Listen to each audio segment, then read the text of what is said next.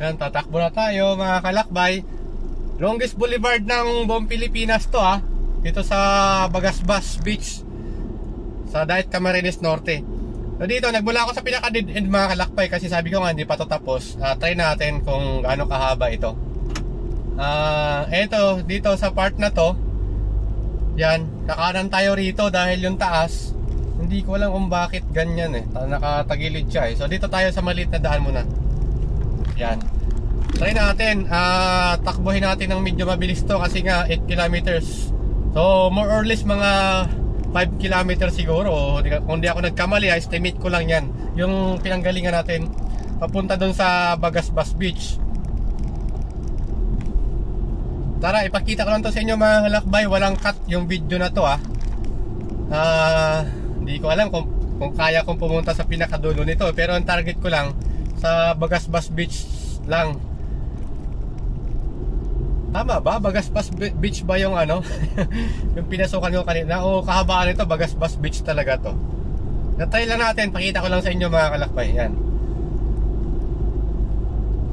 So kailangan ko nang bilisan yung takbo ko dahil nga mahaba to. Wala naman tayong masyadong kaagaw sa kalsada. Kaya okay lang magbilis ng takbo dito.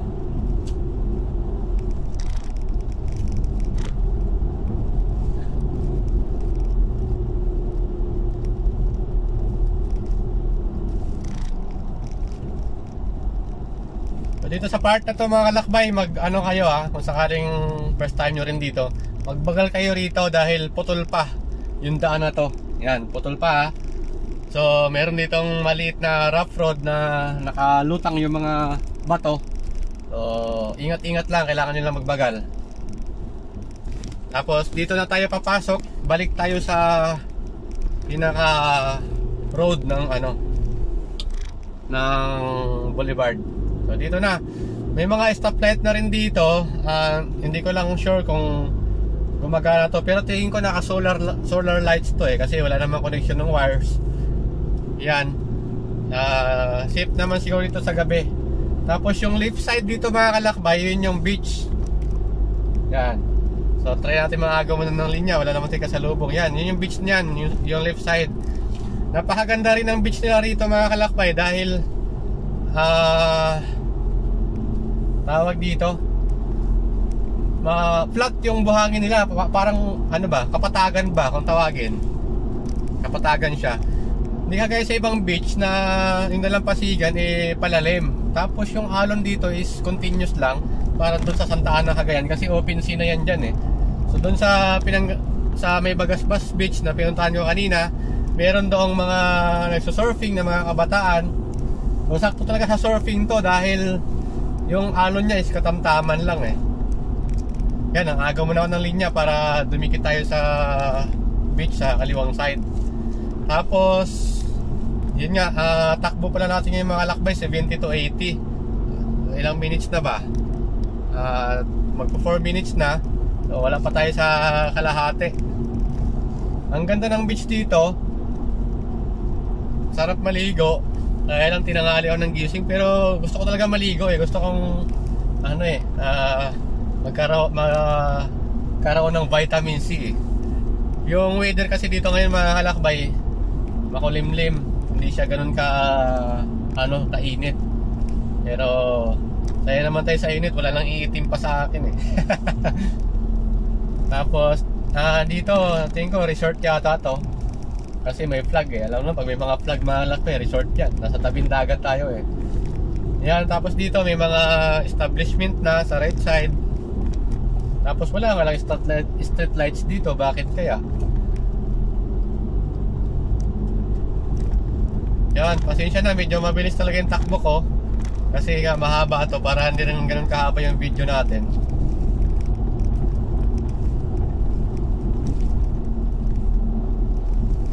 Dito, mag-minor pala tayo dito kasi may intersection.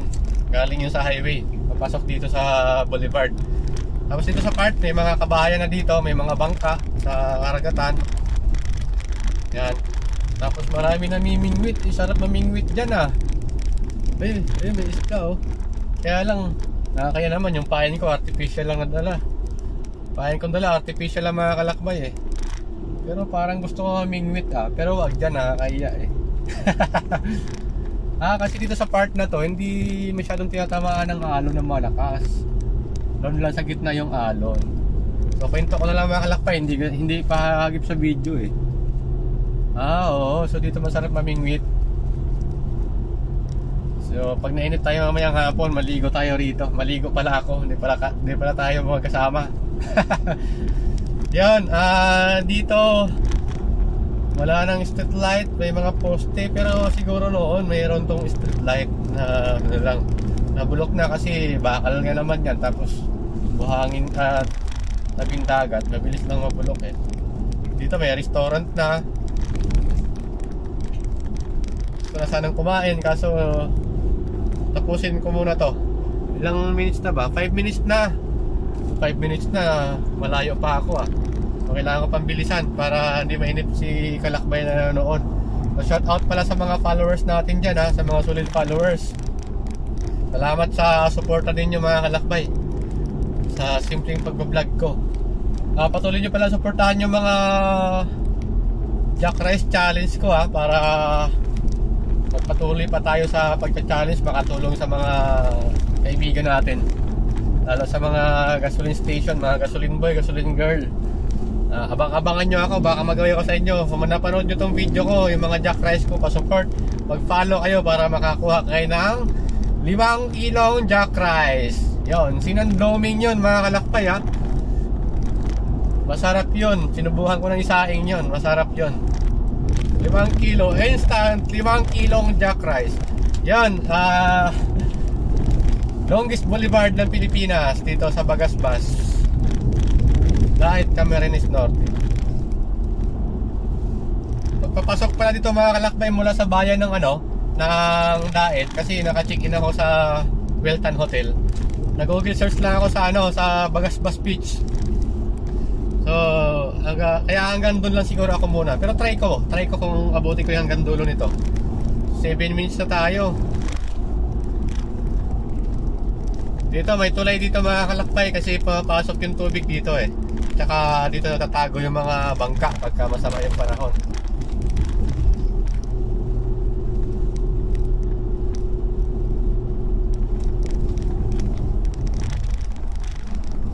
Maliligo talaga ako rito ngayon, hindi ko palalagpasin to.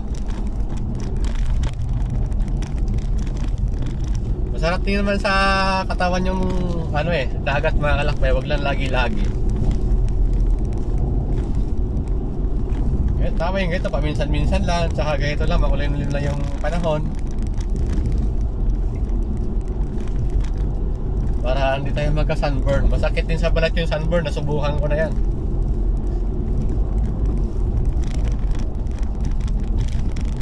Dito, papalapit na tayo dun sa sinabi kong pinasukan ko, yung sinearch ko lang yung Bagasbas Beach.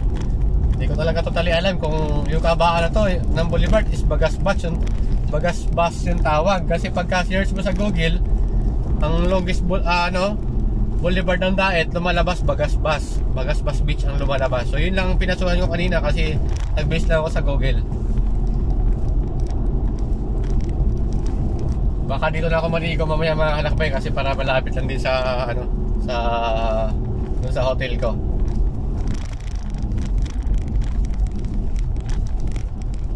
Dito nagdaan-daan ako dahil marami ng kabayan, tsaka yun nga, may mga motorista. Medyo makipot lang yung daan dito mga kalakbay Ingat-ingat lang sa pagmaniho dito. 2 lanes naman, pero yun nga, siyempre pag 2 lanes lang, yung mga sumusulpot bigla, kaya dahan-dahan lang talaga. Ingat-ingat lang. Takbong pogi na nag-iingat.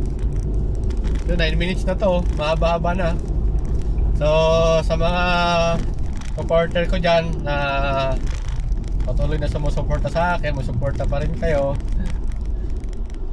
Ito mahaba, ito maganda yung dito, yung beach. Ito na siguro yung Bagasbas Beach. Ganda ng cottage So try ko pang dumiretso sa dulo kung kakayanin ko. Try natin Huwag kayong mainip sa video, panoorin nyo lang. Para malaman nyo naman, makita nyo naman yung longest boulevard ng Pilipinas. Ito, may hotel dito ah. Ayun, pwede rin maligo. May mga naliligo nga. Pero sana hindi masyadong mainit mamayang hapon para makaligo ako. Gusto ko maligo ngayon, pero yun nga medyo ayun, na to, sumikat na yung haring araw. Sumikat na makita na siya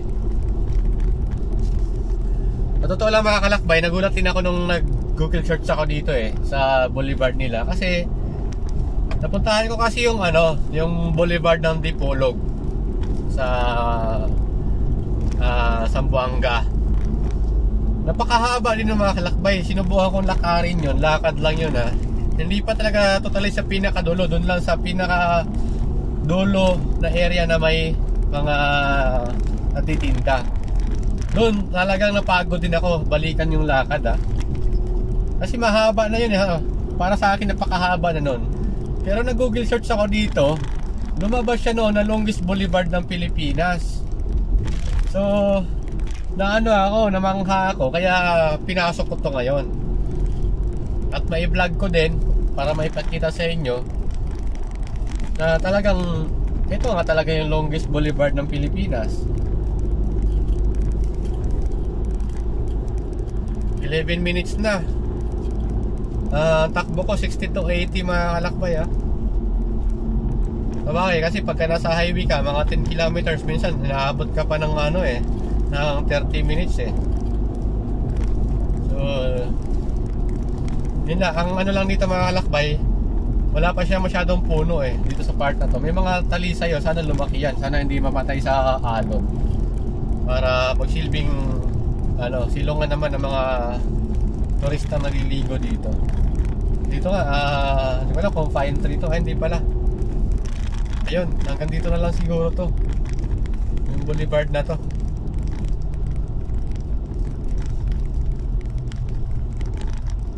Hanggang dito na lang ako mga kalakbay, dito sa dulo na to.